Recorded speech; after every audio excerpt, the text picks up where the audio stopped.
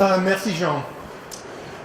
Alors, je vais développer une idée, des idées, et il y aura une conclusion de force et une référence à des rôles, comme indiqué dans le programme. Vous m'entendez bien? Ok. Je suis franco-britannique. Ça veut dire que j'ai parfois du mal à me mettre d'accord avec moi-même. J'ai deux identités. J'ai une troisième identité qui est une combinaison des deux. J'ai une identité européenne, j'ai une identité monde. Et on a aussi deux identités régionales dans toutes ces autres parties géographiques. Et on est tous dans le même cas de figure. Nos entreprises de demain vont vouloir, devraient attirer les meilleurs talents et faire une meilleure combinaison de ces talents. Et ces talents seront les compétences qui sont apportées par les individus, seront intégrés dans un environnement de volatilité, d'incertitude, de complexité et d'ambiguïté. Ça nécessite inévitablement une certaine absence de structure. Tout ce qui est structuré ou facile à structurer est déjà automatisé ou sera bientôt automatisé. Le modèle qui avait été fait pour des structures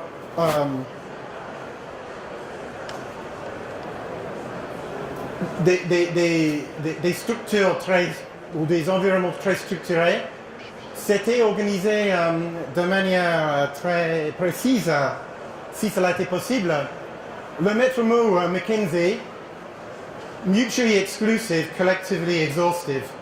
Ça se traduit assez bien. Mutuellement exclusif, collectivement exhaustif. On va développer une idée de schéma de collaboration. Les contrats, c'est déjà un schéma de collaboration. On va développer aussi des patterns.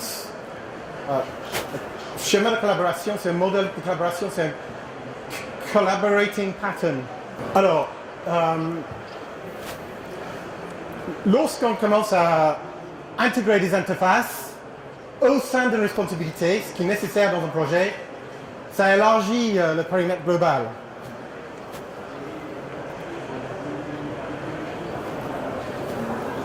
Ou bien, on peut créer indépendamment d'autres lots de travaux qui vont prendre en charge les interfaces. Vous me suivez bien? Donc on pénalise la quantité de travail car ces interfaces sont tellement importantes comme tout chef de projet doit bien reconnaître. Mais il y a tellement d'interfaces possibles. Si vous connaissez le PMBOK, vous connaissez le petit algorithme qui se fait, qui est 6 personnes, multiplié par 5, divisé par 2, ça fait 15 binômes possibles. S'il y avait 24 langues dans la communauté européenne, 24 multiplié par 23, 512, ça fait 512 traducteurs, sauf si on divise par 2, un traducteur peut aller dans les deux sens. Peu étonnant qu'on a des schémas de collaboration qui permettent de passer par exemple par des langues racines, qui sont l'anglais, français, espagnol, allemand par exemple. Mais il y a même des interfaces entre les interfaces. Parce que l'interface entre le A et le B se passe par une personne qui fait le AB, qui doit interfacer à la fois avec le B et le A. Dans la pratique, on reconnaît bien le problème. Donc, soit la gestion des interfaces pourrait être un niveau supérieur, la solution hiérarchique, ou bien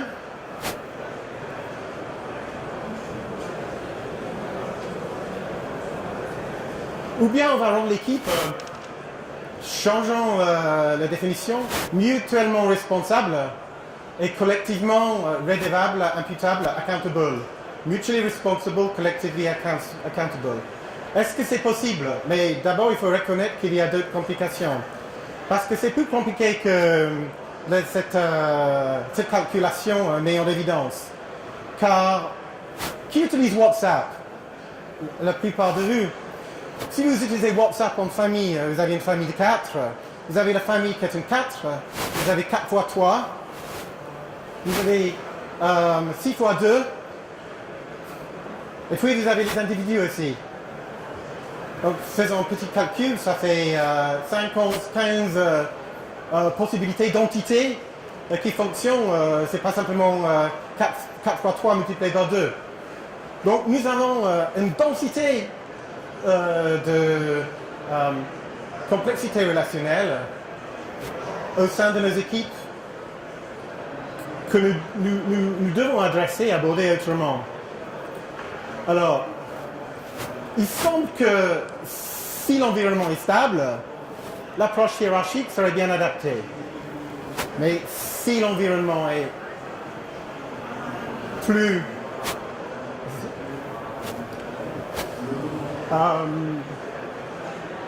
volatile,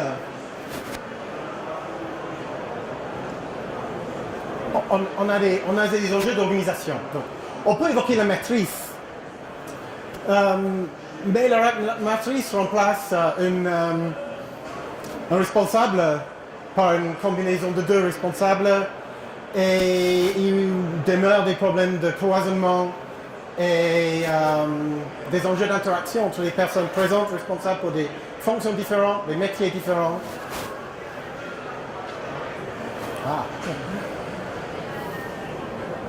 Le RACI, le RASCI, déjà on identifie un autre acronyme, le S, soutien ou support ou exécuter des tâches. Alors que si on fait RACI, si vous connaissez cette matrice, responsabilité, accountable, c'est autorisé, redevable, imputable. C, ça veut dire sera consulté. Et I sera, c'est pas sera insulté, c'est sera informé. Alors je vous propose comme idée des idées de collaboration patterns. Donc c'est des modèles de collaboration, des schémas de collaboration. Un, c'est le management de proximité, management by walking around. Un manager doit être accessible, mais pas irréprochable. Présent, mais pas pesant.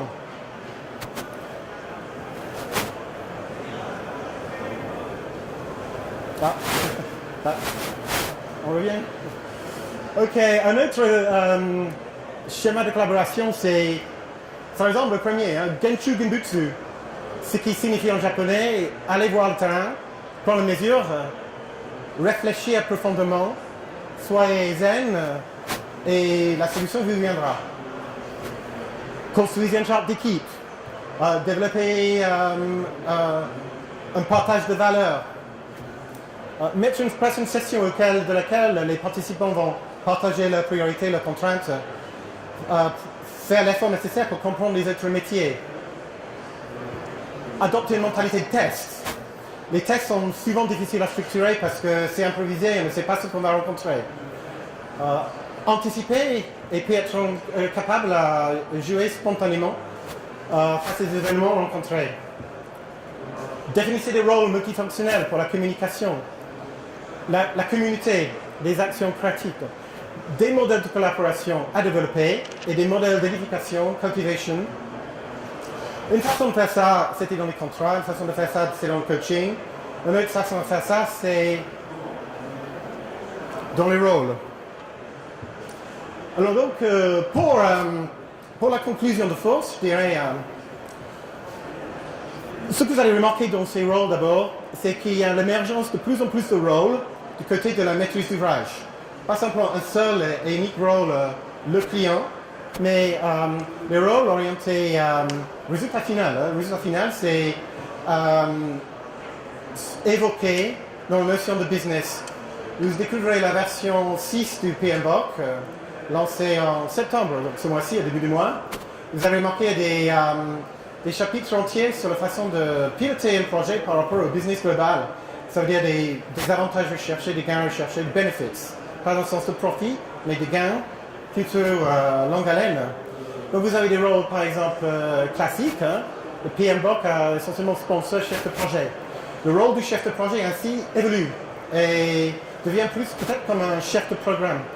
Vous avez dans la maîtrise d'ouvrage des délégations de maîtrise d'ouvrage stratégique, maîtrise d'ouvrage délégué. Il y a un potentiel de développer ça davantage parce que l'objectif là, c'est de réussir un sens, c'est l'idée force en fait où je veux terminer, un meilleur sens d'appropriation du résultat, offert peut-être par les formes contractuelles, par les manières d'être collaboratifs ensemble, mais réussir à être vraiment dans le sens du propriétaire du projet, c'est tout un enjeu qu'on n'a pas réussi pour l'instant. C'est pas la sous-traitance à l'outrance, c'est un sens de partenariat dans les projets et de formalisation de ces partenariats, mais aussi d'édification de ce sentiment de solidarité. Nous avons un peu des exemples. Prince 2, c'est un leader, un pilote de tout ce qui sont clients, utilisateurs. MSP, c'est une méthode de l'APMG, c'est Association of Project Managers Group. C'est une méthodologie de gestion de programme. Vous avez Program Manager, Owner et Business Change Manager. On pourrait faire des rôles dans le sens de l'appropriation du résultat final. Et donc vous avez dans Agile PM, qui est une version orientée projet agile, pas simplement équipe agile. Vous avez des rôles comme visionnaire, la vision globale en tête, et capable d'articuler ça, développer ça avec les intervenants du projet, intéresser même les développeurs et les métiers en la matière. Business sponsor, toujours responsable pour les moyens, bien évidemment, et ressourcer le projet. Et puis, rôle d'ambassadeur, qui est un peu comme le product owner, notez bien le sens de patron propriétaire, mandaté par les autres clients pour représenter leurs besoins. Voilà, donc je vous ai présenté une situation émergente, mais qui nous offre la possibilité, je pense, de faire des gains tout à fait intéressants. Et parmi ces gains, je crois qu'il y aura des gains faciles.